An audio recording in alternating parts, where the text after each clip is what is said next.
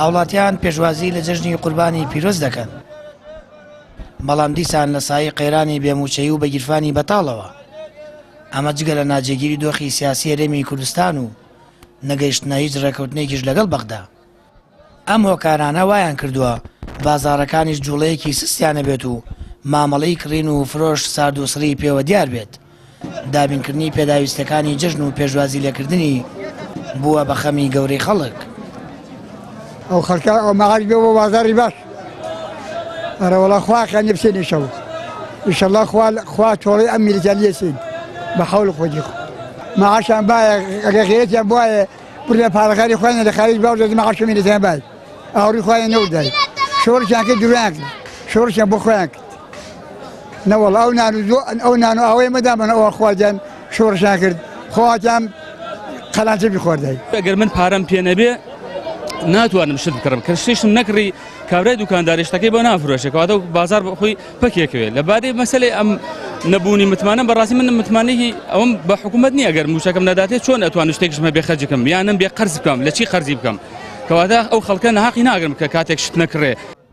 جوڵەی بازار و مامەڵەی گەرمی نێوان فرۆشیار و کڕیار پەیوەستە بە دابەشکردنی موچەوە، هەرچەندە نرخی کاڵا و شمەک تا ڕادەیەک جێگیرە، بەڵام نەبوونی پارە و دواکەوتنی موچە لەم کاتە داوای کردووە نرخەکان زیاتر دابەزن و هاوڵاتی کەمتر سەردانی بازار بکات. بازار لاوازە کەسێ پارەی پێ نەبێ ناتوانێت هیچ شتێک بۆ جەژن بکرێت لەبەرەوەی کەوا مەعاش و موچەی نیە و بازاڕی تەواو کەس کردو. سارد و سەرەت چووکە موچە نەدراون ئەڕۆڵا سارد و سەرەت خەڵ زۆر بێپارەیە بەڕاستیانی خەڵ زۆر بێپارەیە بە چاو ساڵانی تر پێش تر کەسابەت و بازاڕەکەش گوێتە سەر چینی مەعاشەوە.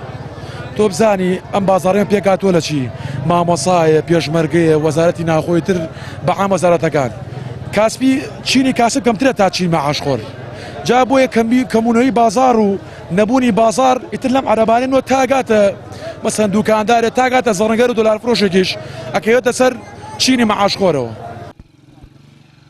حکوومەت هێرێم لە پێش جەژنی ڕەمەزانەوە تا ئێستا تەنیا یەک موچەی دابەش کردووە. لە کاتێکدا خەریکە پێدەنێنەمان گەشتەوە ئاسۆی دابشکردنی موچەیش نادیارە.